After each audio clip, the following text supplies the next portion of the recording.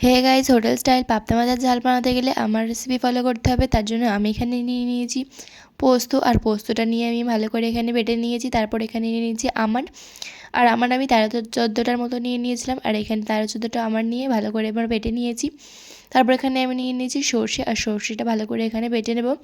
আর আমি এখানে শিলনোড়ায় পিসছি, আর আপনারা এখানে মিক্সিতেও পিসতে পারেন। তো আমার মনে হয় যে শিলনোড়ায় পিসলে ভালো টেস্টটা হয়, তার জন্য আমি এখানে শিলনোড়ায় পিষে নিয়েছি। আর এখানে পেশা হয়ে গিয়েছে।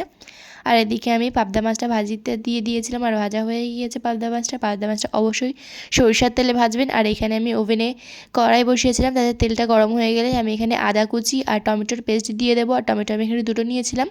তো টমেটোর পেস্টটা দিয়ে ভালো করে এখানে কষিয়ে নেব।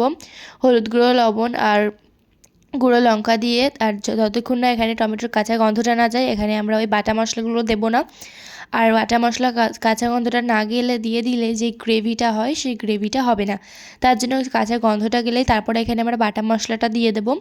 তো এখানে আমরা দিয়ে দিয়েছি পোস্ত বাটা, আমন্ড বাটা আর সরিষা বাটা দিয়ে এখানে ভালো করে কষিয়ে নেব। আর ওই যেটার মধ্যে আমরা সব বাটা রেখেছিলাম তার মধ্যে অল্প একটু টক দই দিয়ে জল দিয়ে ভালো করে ফাটিয়ে নিয়ে ওর মধ্যে আমরা দিয়ে দিব ওই যে গ্রেভিটা আছে, তার মধ্যে দিয়ে এখানে আবারও একটু ভালো করে কষিয়ে নেব। আর যার মধ্যে ওই দইটা গুলেছিলাম সেটার মধ্যে আরও একটু জল দিয়ে সেটাকে ভালো করে এর মধ্যে দিয়ে দেবো। আর দিয়ে এটা একটু ঢাকনা চাপা দিয়ে রেখে দেবো। এটা একটু ফুটে উঠলে একটু কষায় হয়ে গেলে তারপরে আমরা এটা খুলবো।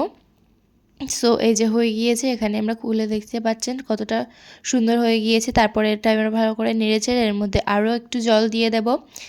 এই যে জল দিয়ে দিয়েছি, পরিমাণ বুঝে আপনারা জল দিয়ে দেবেন। একটু নেড়েচেড়ে আরও একটু জল দিয়ে এখানে আমরা ঢাকনা চাপা দিয়ে রেখে দেবো। আর এখানে ফুটে উঠলে একে একে মাছগুলো ছেড়ে দেবো ভেজে রাখা। তো মাছগুলো দিয়ে এখানে আমরা ভালো করে মাছগুলো ডুবিয়ে দেবো যাতে ভেসে না থাকে। তো এই যে মাছগুলো দিয়ে ভালো করে আমরা খুন্তি দিয়ে এখানে ডুবিয়ে দিচ্ছি। তারপর এখানে আমি কাঁচা লঙ্কা দিয়ে দিয়েছিলাম 4টে।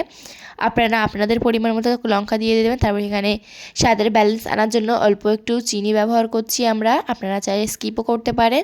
তো এই যে আমার ফুল রেসিপি। তো ভিডিওটা ভালো লাগলে অবশ্যই লাইক, কমেন্ট আর সাবস্ক্রাইব করতে ভুলো না। আর রেসিপিটা পছন্দ হলে অবশ্যই বাড়িতে একবার ট্রাই করো। So bye bye, tata.